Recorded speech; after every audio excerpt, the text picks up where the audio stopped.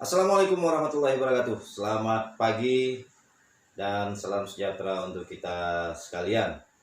Bertemu lagi bersama saya di Peguam Bela Corner, pojok konsultasi hukum yang didedikasikan oleh kantor advokat Muhammad Faizal S.A.N. Associate Tanjung Pinang. Nah, seperti yang sudah kami janjikan di konten sebelumnya bahwa di setiap episode saya akan membahas 2 pertanyaan yang masuk baik melalui email, melalui pesan messenger ataupun melalui DM di Instagram. Dan alhamdulillah pada hari ini saya sudah memilih 2 pertanyaan yang sudah masuk ke email kami di advokatfaizal@gmail.com. Yang pertama ada dari yoyok172@yahoo.com dan yang kedua adalah dari inoval94@gmail.com. Selamat kepada 2 penanya. Insya Allah kita akan membahas pertanyaan dari saudara-saudara sekalian dan mudah-mudahan pertanyaan ini bisa memberikan pencerahan bagi saudara dalam memecahkan permasalahan yang sedang saudara hadapi. Para pemirsa sekalian, dunia hukum itu memang selalu berkembang. Oleh karena itu, sebagai masyarakat, kita tidak boleh tinggal diam dan kita harus selalu untuk memahami seluk-beluk daripada hukum itu sendiri. Nah, hari ini kita akan membahas email yang pertama dari yoyo172@yahoo.com. Saya akan membacakan pertanyaan dari beliau. Selamat pagi Pak, selamat pagi. Perkenalkan, nama saya Darto. Saya mempunyai permasalahan yang mungkin Bapak bisa memberikan solusinya. Ya, insya Allah nanti akan kita bahas ya. Permasalahan begini Pak. Saya dijanjikan mendapatkan pekerjaan asal dengan imbalan sejumlah uang. Bermula dari pertemuan saya dengan sahabat saya. Setelah mengobrol ngalur ngidul, teman saya ternyata mengetahui kesulitan saya yang belum mendapatkan pekerjaan. Nah, kemudian teman saya berjanji akan memasukkan saya kerja asal ada uang yang katanya untuk menyogok. Wah, bahaya juga nih ya untuk menyogok ya. Nah, lantaran terbujuk mulut manis dan janji-janjinya akan dimasukkan kerja, saya pun menyerahkan sejumlah uang kepada sahabat saya. Dan untuk meyakinkannya, sahabat saya membuat kwitansi penerimaan uang yang ditandatanganinya. Akan tetapi kwitansi tersebut tidak dibubuhi materai. Nah, ini menurut Mas Darto tadi. Nah, setelah menunggu 6 bulan lamanya, ternyata pekerjaan yang dijanjikan itu tidak juga dipenuhinya. Akhirnya saya mendatangi sahabat saya untuk meminta pengembalian uang tersebut. Tapi dengan alasan macam-macam, sahabat saya tersebut berusaha mengelak. Dan sampai sekarang saya pun tidak bisa meminta pengembalian uang tersebut. Nah, pertanyaannya yang pertama, apakah sahabat saya bisa dihukum Pak? Kalau bisa dihukum atas perbuatan apa? Itu pertanyaan pertama. Yang kedua, apakah kwitansi yang tidak bermaterai tersebut bisa dijadikan alat bukti? Ya, ini menarik sekali ya. Ini menarik sekali. Terima kasih dari yoyo172@yahoo.com. Ada 2 pertanyaan dari permasalahan yang sudah disampaikan. Perlu kita ketahui terlebih dahulu bahwa setiap kesepakatan, setiap perjanjian itu merupakan suatu undang-undang bagi para pihak. Jadi kalau kita lihat sah tidaknya perjanjian itu kita mendasarkan pada pasal 1320 KUH Perdata. Ya. Sekali lagi, sahnya perjanjian itu berdasarkan pasal 1320 KUH Perdata. Di situ ditentukan ada 4 persyaratan. Ya, ada 4 persyaratan sahnya suatu perjanjian. Yang pertama apa? Bahwa perjanjian itu sah apabila ada sepakat. Ya, ada sepakat dari kedua belah pihak yang mengikatkan dirinya. Jadi namanya perjanjian itu pasti ada perikatan antara dua orang. Ya, mereka menjanjikan satu hal misalnya seperti itu. Yang kedua, syarat sah yang kedua adalah kecakapan para pihak. Apakah Mas Darto dan sahabatnya itu sudah cakap hukum atau belum? Ya, apakah ada gangguan jiwa atau tidak? Apakah masih di bawah umur atau tidak? Kalau itu tidak, berarti bisa kita anggap Mas Darto dan sahabatnya ini adalah orang yang cakap hukum, sehingga itu subjek seperti ini boleh sah untuk melakukan suatu perjanjian atau perikatan.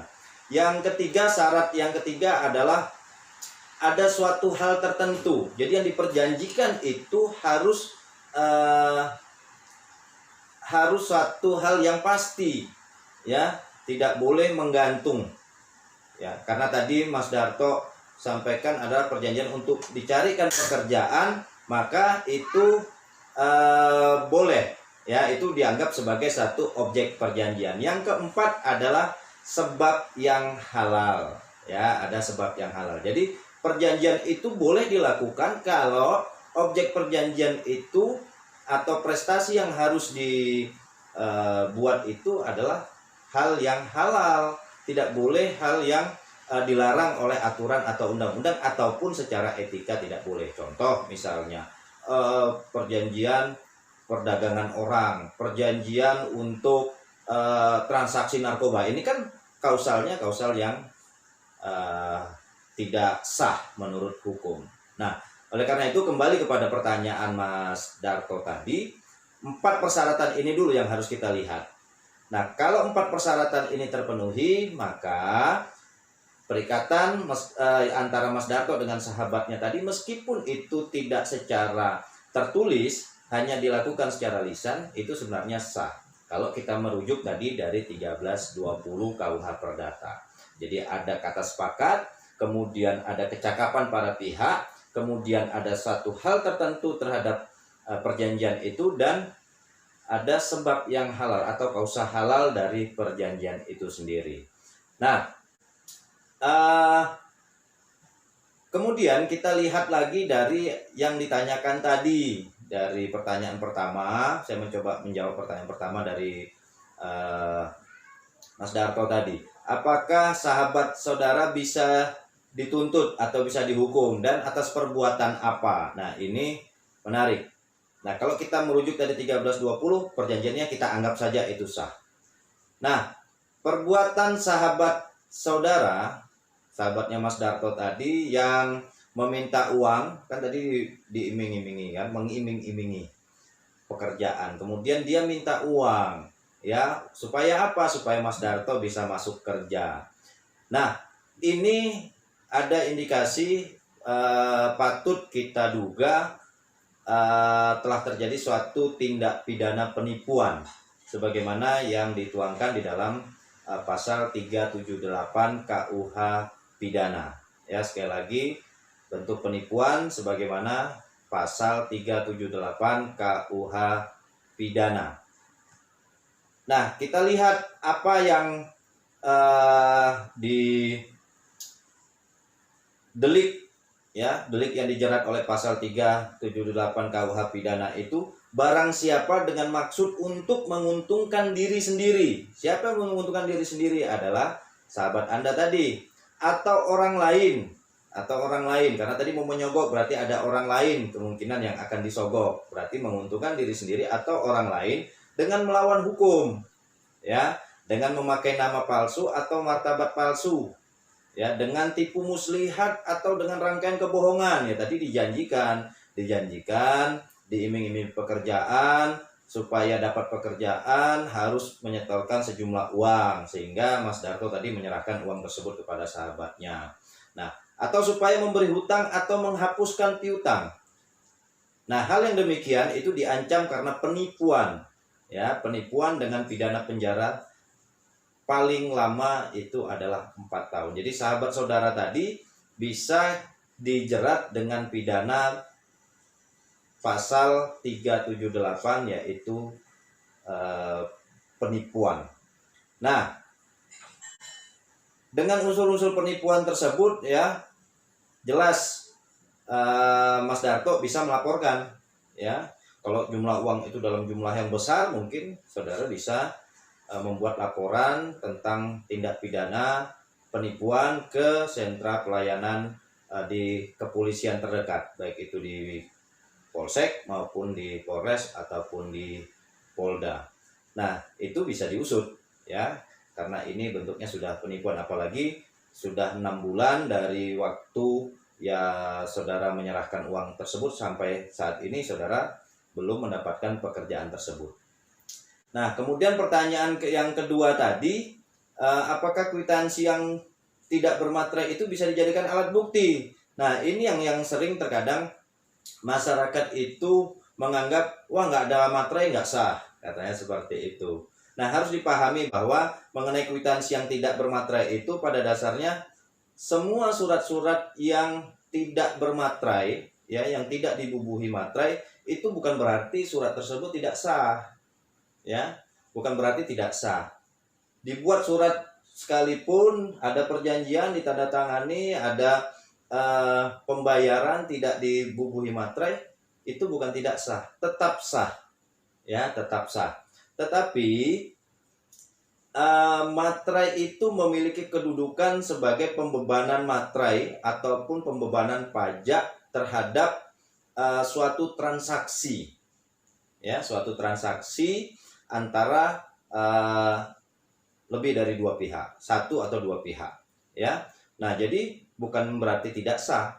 Nah, kwitansi yang dibuat oleh saudara sahabat saudara tersebut bisa dijadikan bukti. Ini bukti permulaan bagi pihak kepolisian nanti ketika Anda nanti membuat laporan di kepolisian. Jadi simpan itu bukti kwitansi bahwa tanda terima tadi Anda sudah menyerahkan uang.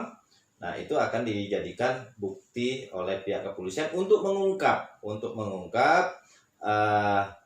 delik-delik ataupun unsur tindak pidana penipuan yang dilakukan oleh sahabat saudara tersebut. Nah, sehingga tetap saja kwitansi yang tadi dijadikan yang tidak dibubuhi materai tadi itu bisa dijadikan alat bukti. Nah, ini untuk pertanyaan dari Mas Darto dengan email yoyo172@yahoo.com. Jadi silakan saudara bisa membuat laporan ke pihak kepolisian kalau memang Anda merasa dirugikan atas tindakan yang dilakukan oleh sahabat saudara tersebut.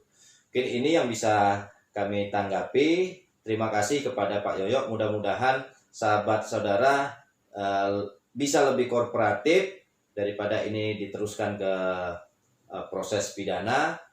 Ada baiknya Anda melakukan pendekatan secara kekeluargaan kepada sahabat saudara sehingga kerugian yang dianggap saudara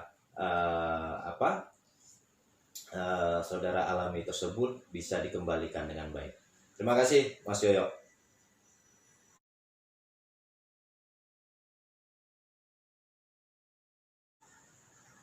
Nah, oke, kita masuk ke pertanyaan kedua sekarang dari email inoval94@gmail.com.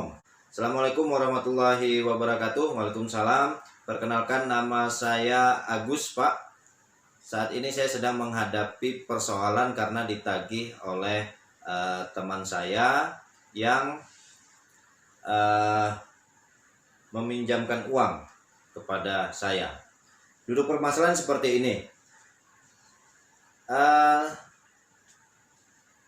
Saya telah diberi kepercayaan oleh sahabat saya, sebut saja namanya si A.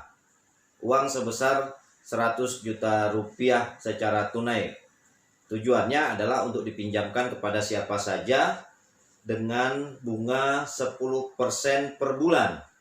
Ya, jadi Anda diberikan pinjaman uang oleh sahabat Anda sebesar 100 juta dengan bunga 10% per bulan. Nah, sebagai imbalannya saya mendapatkan komisi 2,5% dari bunga pinjaman tersebut per bulannya. Nah, alhamdulillah 2 minggu setelah penyerahan uang tersebut, saya mendapatkan orang yang mau meminjam uang tersebut. Sebut saja si B dengan jangka waktu pinjaman selama 6 bulan. Nah, selama meminjam uang tersebut, si B selalu tepat membayar bunga sampai 3 bulan lamanya. Akan tetapi memasuki bulan keempat, si B tidak lagi membayar bunga.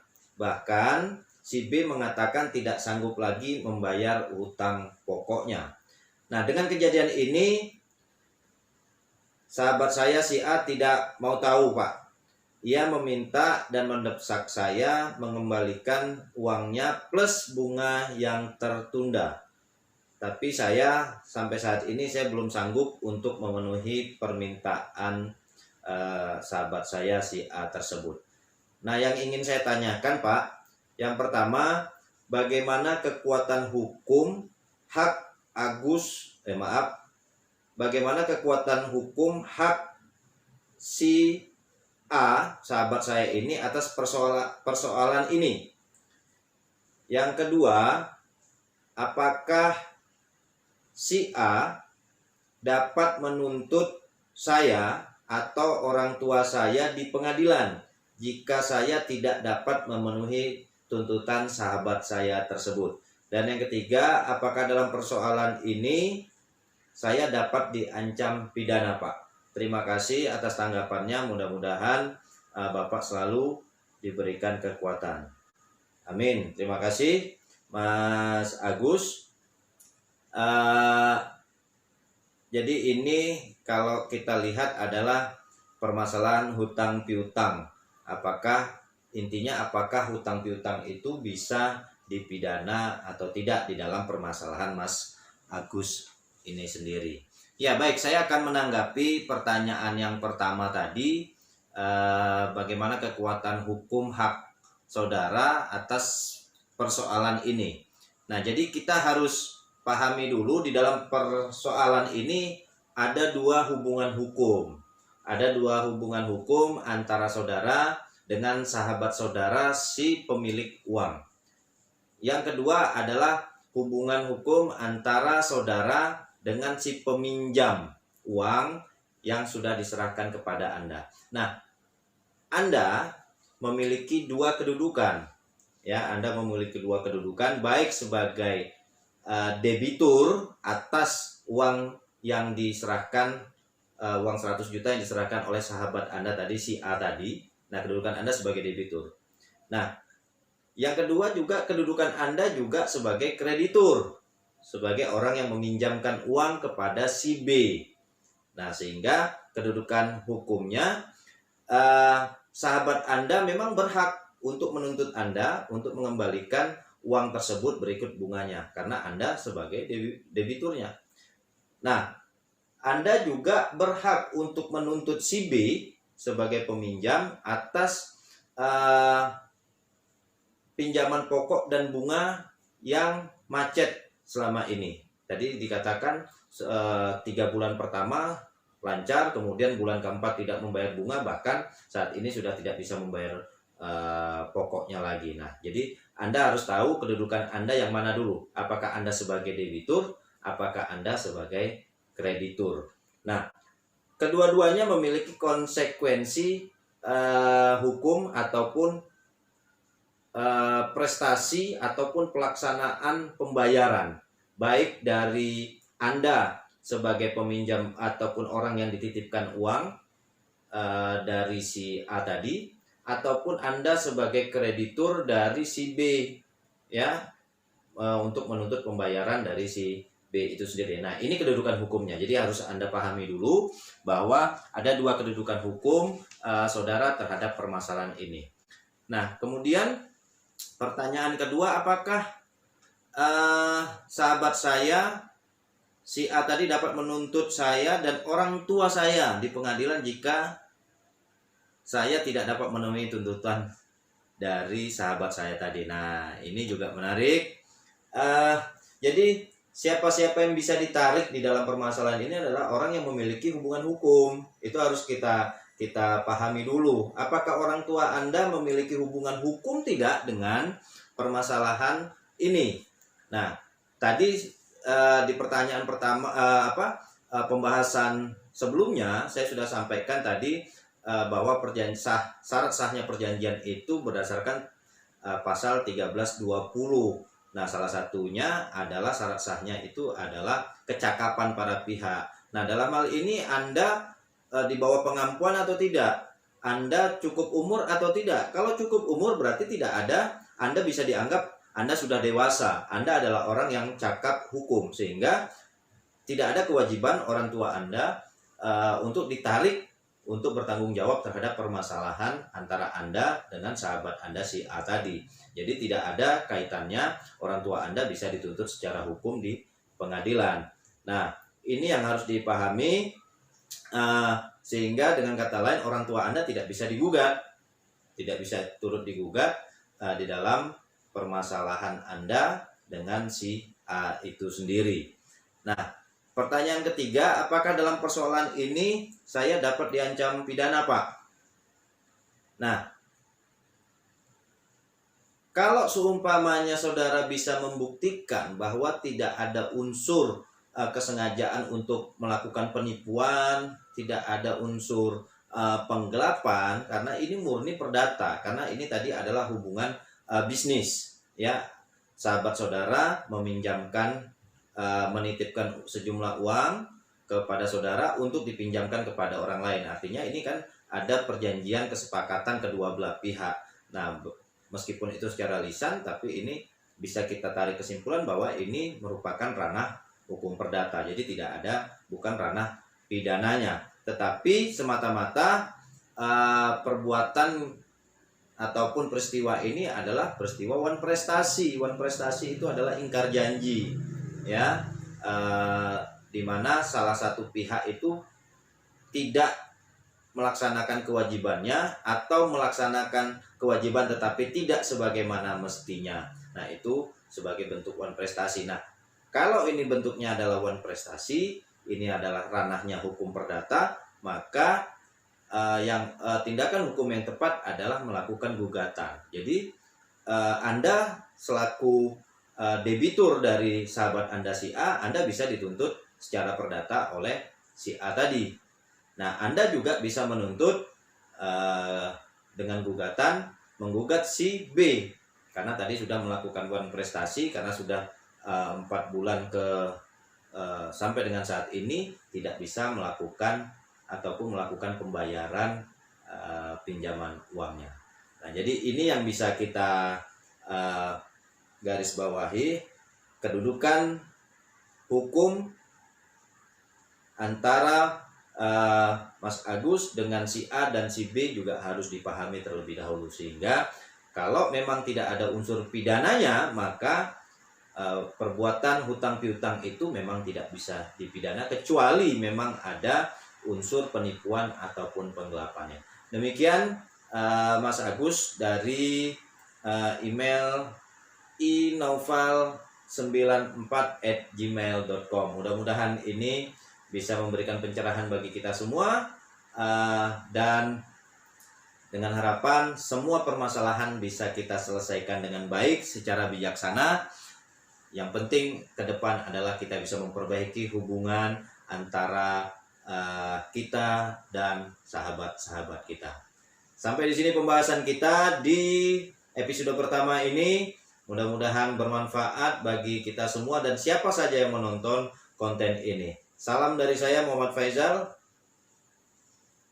Terus tegakkan keadilan di mana saja Anda berada. Wassalamualaikum warahmatullahi wabarakatuh.